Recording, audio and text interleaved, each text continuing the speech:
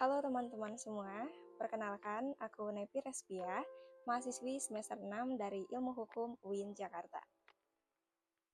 Pada kesempatan kali ini, aku akan mengajak teman-teman semua untuk membahas mengenai perluasan alat bukti yang dibutuhkan oleh korban dalam kasus kekerasan seksual. Seperti yang kita tahu bahwa selama ini banyak kasus kekerasan seksual yang lepas dari proses hukum karena tidak adanya dua alat bukti yang dibutuhkan di persidangan. Padahal dampaknya sudah sangat terasa oleh korban dan trauma juga sudah dirasakan. Tapi sekarang ada harapan baru. Apa itu? Yuk kita bahas. Perlu kita ketahui bersama bahwasannya dalam sistem hukum pidana di Indonesia mengharuskan adanya minimal dua alat bukti untuk dapat menjatuhkan pidana kepada seseorang. Hal ini dijelaskan dalam pasal 183 Kitab Undang-Undang Hukum Acara Pidana yang disebut juga sebagai minimum pembuktian. Namun, dalam hal kekerasan seksual, bukti seringkali sulit diperoleh. Kenapa? Karena kejadiannya seringkali dilakukan di tempat yang tertutup, korban enggan melapor, dan juga tidak adanya saksi mata yang melihat. Nah, kalau begitu, bagaimana cara korban dapat meyakinkan para hakim atau para pihak di persidangan bahwa dia benar-benar korban dari kasus kekerasan seksual?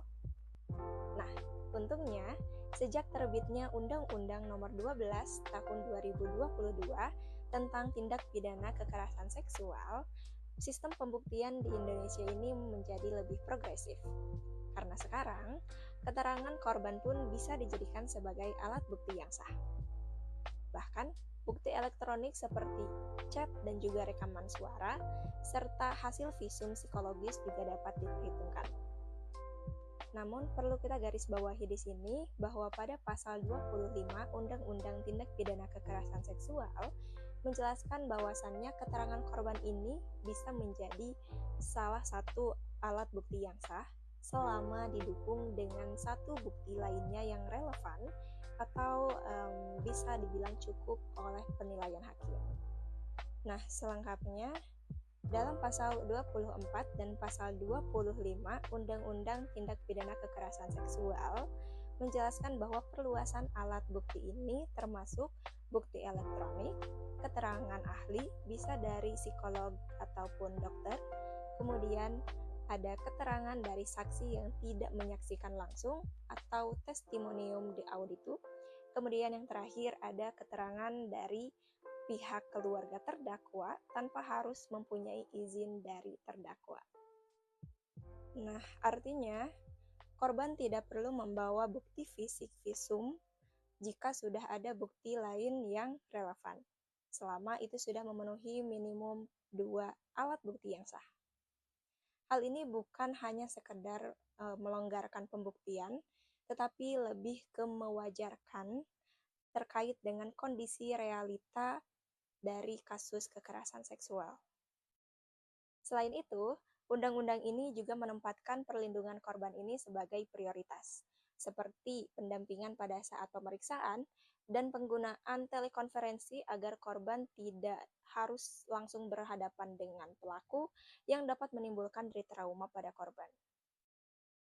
Nah, setelah mendengar penjelasan singkat tadi, dapat kita simpulkan bahwasannya adanya Undang-Undang Tindak Pidana Kekerasan Seksual ini menjadi langkah besar bagi kasus-kasus kekerasan seksual untuk mendapat keadilan. Tapi, keberhasilannya tetap tergantung pada implementasi di lapangan. Tugas kita harus terus mengawasi, mengedukasi, dan juga dorong keberpihakan kita kepada korban. Karena keadilan bukan hanya soal hukuman, tetapi juga soal pemulihan. Oke, sekian penjelasan singkat mengenai perluasan alat bukti korban kasus kekerasan seksual.